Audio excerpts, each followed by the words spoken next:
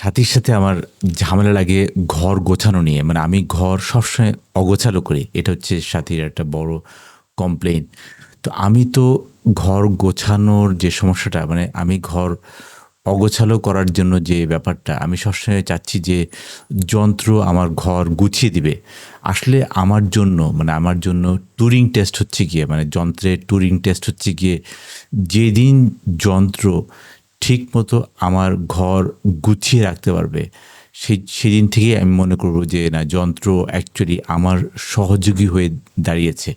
আর সেজন্যই আসলে আমরা এটাকে বলি ফিজিক্যাল টুরিং টেস্ট। মানে যন্ত্র আমরা সবসময় বলি যে যন্ত্র যদি আজকে আমার জুতোর ফিতে বাঁধতে পারে আর এর পাশাপাশি যন্ত্র যদি আমার কাপড় চোপড় ঠিকমতো গুছিয়ে যদি আমার কাপবোর্ডে রাখতে পারে তাহলে কিন্তু আমি যন্ত্রের কাছ থেকে আর কিছু চাই না।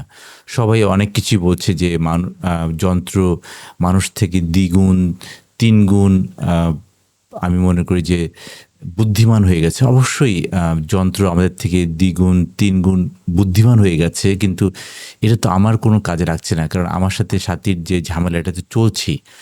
আমি চাই যন্ত্র আমার কাপড় গুছিয়ে রাখবে, আমার ঘর গুছিয়ে রাখবে, যাতে আমার সাথে সাথীর কোনো ঝামেলা এক্সটেন্ডেড পর্যায়ে না যায়।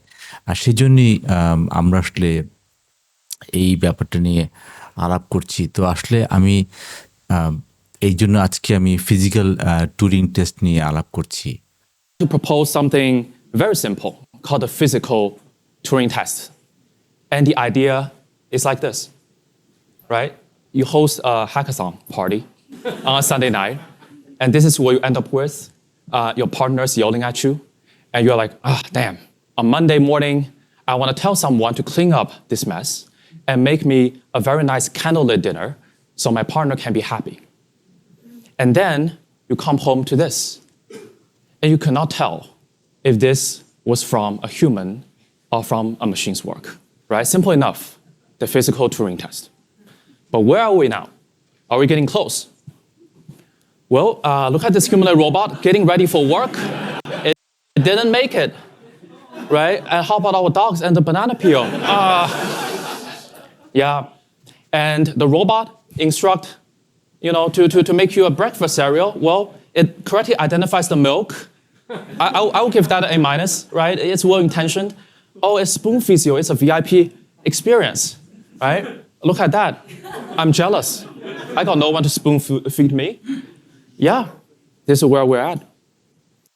তো আসলে আমি যদি এটাকে বলি যে ঠিক সব কিছুই ঠিক আছে, সব কিছুই মানে যন্ত্র এখন ফেল করছে, কিন্তু যন্ত্রকে তো পাশ করতে হবে, যন্ত্রকে ফিজিক্যাল টুরিং টেস্টে পাশ করতে হবে। আর সেই জন্যই আসলে আমি সুপার এক্সাইটেড। আমার কাছে প্রচুর সিভি আসে, আমার কাছে সবাই কিন্তু আমাকে বলে যে তার জব দরকার, তার এটা দরকার, তার এটা দরকার। তো আমি মনে করি যে the job is getting limitless. তার হচ্ছে এই ধরনের রোবটগুলো কে বানাবে, রোবটগুলোর মাথার বুদ্ধি এগুলো কে দিবে?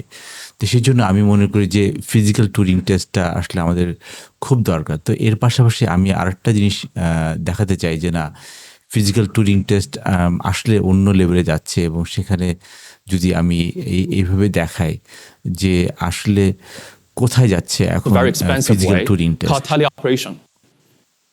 Well, you can have a human wear something of a VR headset that recognizes your hand pose and streams to the robot. And in this way, you can teach the robot what to do, like pick up a bread out of a toaster and then pour honey over it. But you can imagine this is a very slow and painful process, right? So if you put it on the scaling plot, basically it doesn't scale at all. The real robot data is the human fuel. It's worse than the fossil fuel. You're burning human fuel, and what's worse, it's at most 24 hours per robot per day. And in fact, you will get much less than that because the human gets tired and the robots get tired even more than the humans. So this is what you get. And what to do, right? How to break this barrier. Where is the nuclear energy for robotics? We gotta have clean energy. Can't live on fossil fuel forever. Well, enter simulation. We gotta leave the physical world and then do something in simulation. So we trained this robot hand to do superhuman dexterous task as pen and a pen in a simulation. By drawing daily sketches, you can develop তার মানে হচ্ছে কি আমরা আসলে যেটাই করার চেষ্টা করছি সেটাকে কিন্তু এখন সিমুলেশন মানে আমাদের যে ডেটাগুলো আছে সেই ডেটাগুলোকে যদি আমরা মাল্টিপ্লাই করি এবং আমরা সিমুলেশন ওয়ার্ল্ডে যদি আমাদের এই ডেটাগুলোকে নিয়ে যদি কাজ করি তাহলে এটা নিয়ে কিন্তু অবশ্যই কাজ করা সম্ভব। তো আমার আসলে যেটা নিয়ে আমি সবসময় বলি যে আমার আসলে কিছু দরকার নেই, আমার দরকার এমন একটা রোবট বা এমন একটা যন্ত্র যে আমার ঘরের সব কাজ করে দেবে। আমরা তো বুঝতে পারছি যে এখন আমার থেকে দ্বিগুণ তিনগুণ হচ্ছে কি ChatGPT আমার থেকে বুদ্ধিমান, কিন্তু আমার এই বুদ্ধিমানে তো আমার কাজ হচ্ছে না, আমার তো সাথীর সাথে সেই ঝামেলাটা চলছে।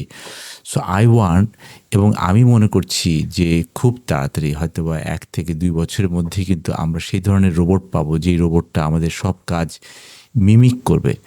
আর এটার জন্য কিন্তু আমাদের প্রচুর মানুষের দরকার, আমাদের প্রচুর ইয়াং জেনারেশন দরকার, নতুন প্রজন্ম দরকার যারা আসলে এই ধরনের রোবোটিক্স বা এই ধরনের কাজগুলো কিন্তু ফাইনালি আমাদের হয়ে ওনারা যন্ত্রকে শেখাবেন, যন্ত্রকে সেই ধরনের সিমুলেশন করাবেন এবং সেই সিমুলেশনের জন্য আমরা আসলে বসে আছি। একটা জিনিস যে অফকোর্স আমাদের অনেক জব কাট হবে, কিন্তু আমি কিন্তু বিশ্বাসী যে এই জব কাটের পাশাপাশি প্রচুর নতুন এই রোবোটিক্সের জন্য জব তৈরি হবে।